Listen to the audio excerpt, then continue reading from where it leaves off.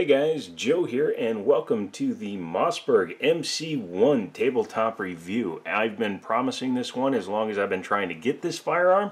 Today I have this firearm, so we're going to look at this firearm.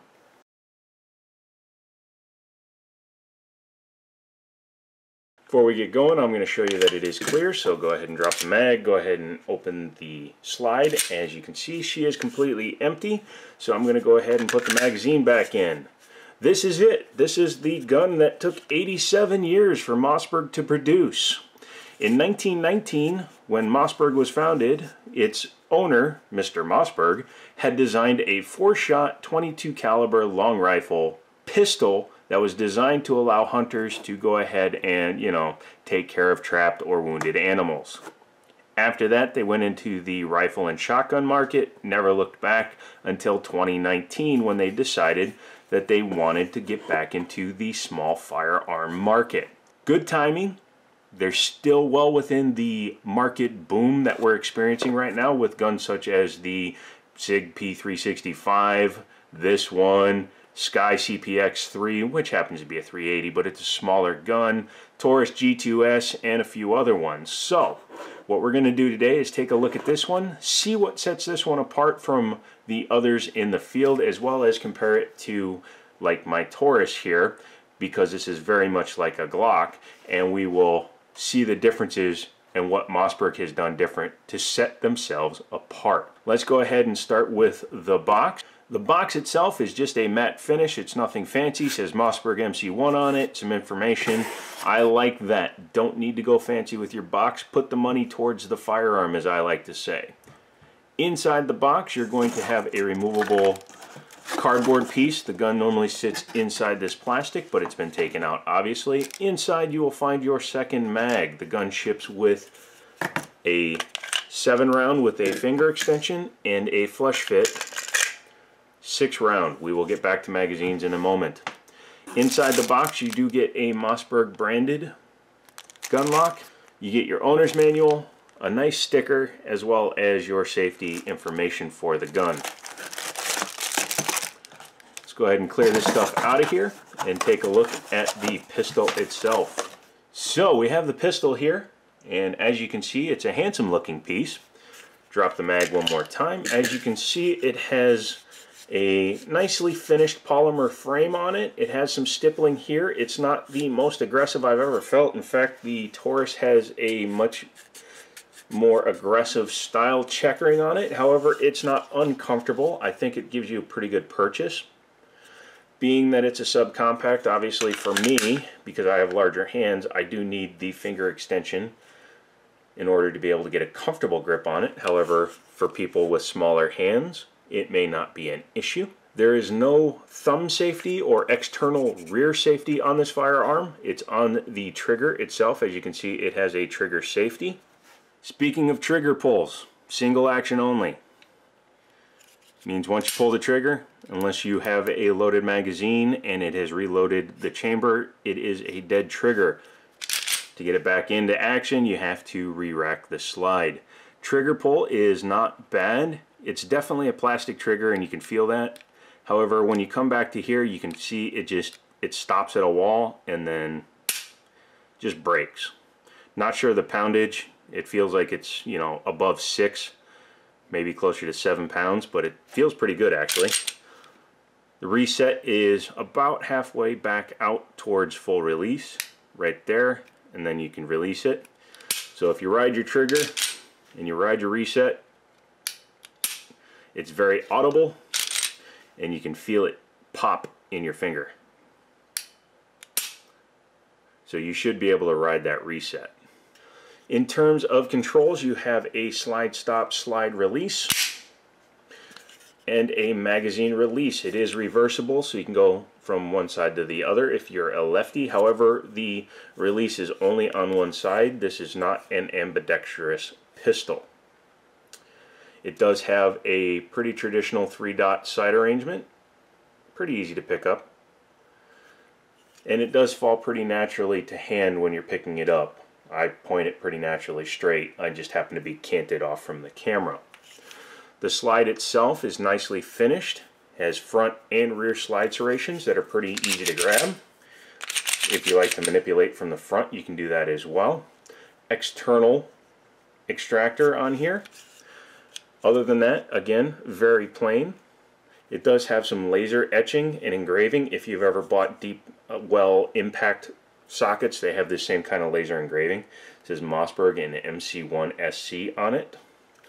So there's no confusing what this is.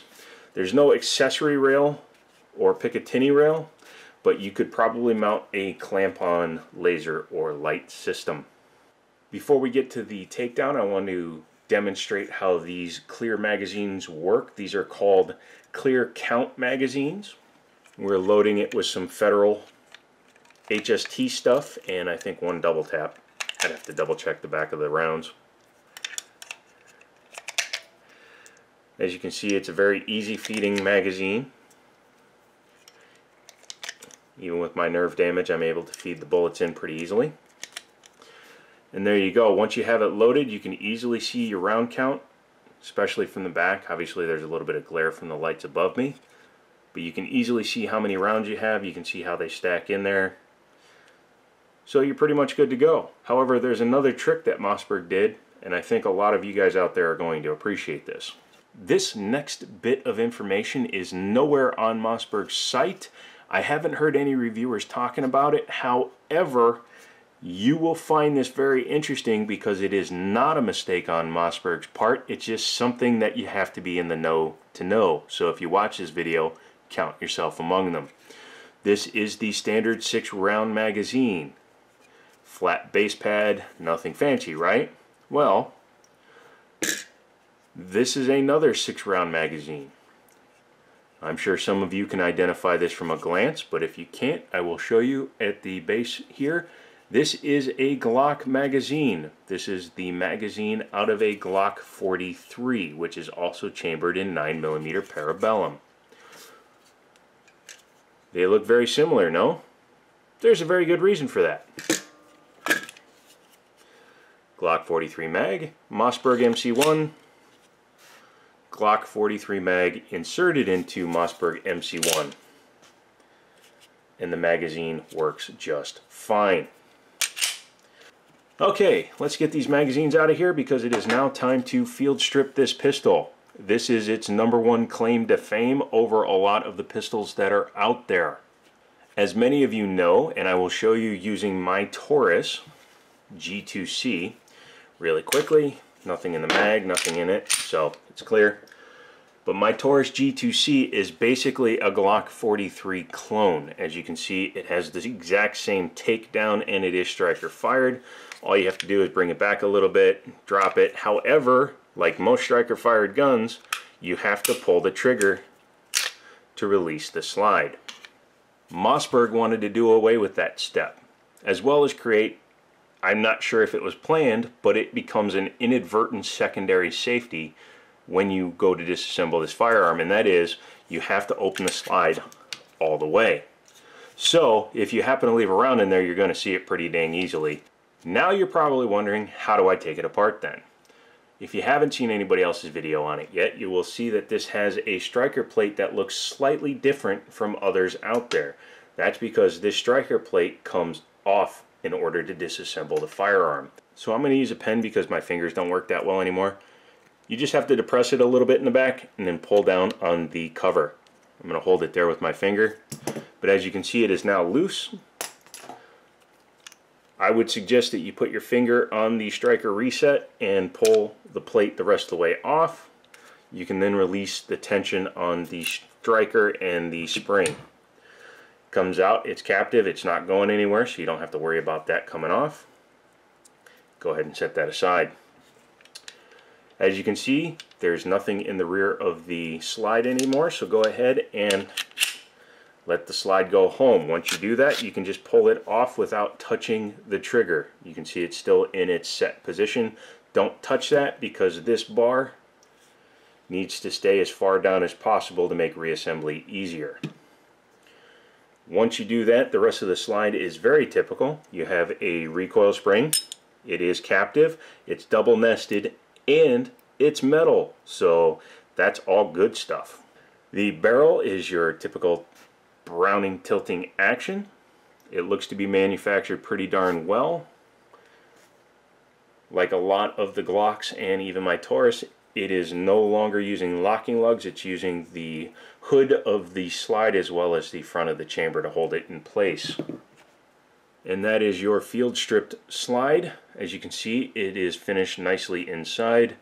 That is your firing pin safety. When you pull your trigger, it depresses that and allows the striker to come home. But other than that, it's a very plain slide. Inside the frame, you do have metal inserts for the rails, which is nice. It helps increase longevity. And a very simple trigger mechanism. You pull the trigger safety pops that up, which allows the firing pin safety to move up, which then allows it to release the striker and fire the pistol. So that is your field stripped Mossberg MC1.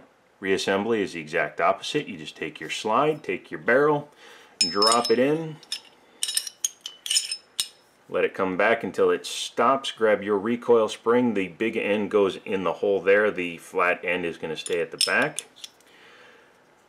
Go ahead and make sure that the spring is sitting on the secondary perch. Once you install the spring, make sure it's sitting parallel. You don't want it at some weird angle because it could catch on the frame of the pistol.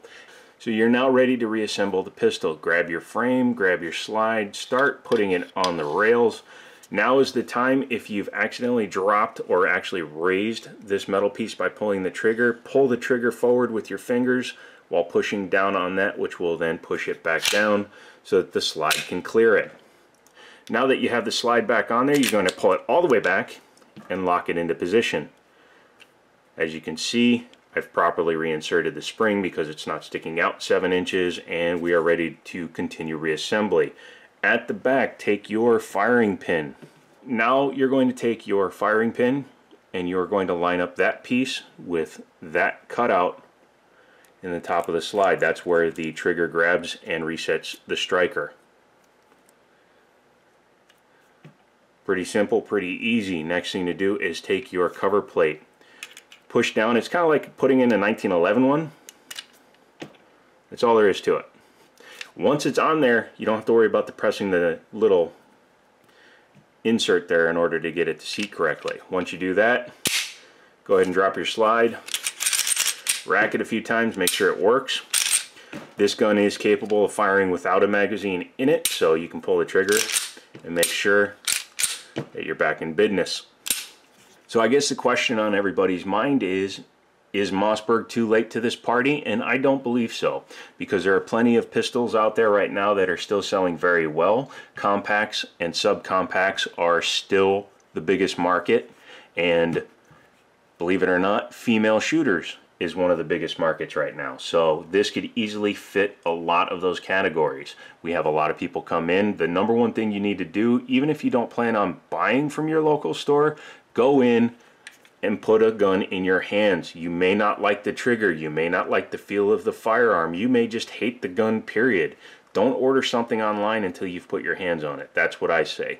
If you live in a state with a lot of gun stores, it should be pretty easy. If you don't, I don't know what to tell you. Maybe borrow a buddy's or something. Overall, I like the fit and finish. I think it's very nice looking. I think based on the disassembly I just did and the few hours I spent goofing around with it, I think it should be able to last the course. I don't see anything glaringly obviously goofy with it.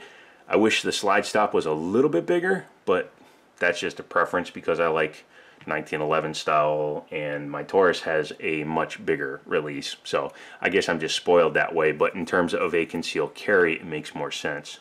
There are some positives and negatives with this firearm. I'm not a shill. The most obvious positive is that it seems to be very well built. It has nice finish on it. The components went together easy. It comes apart easy.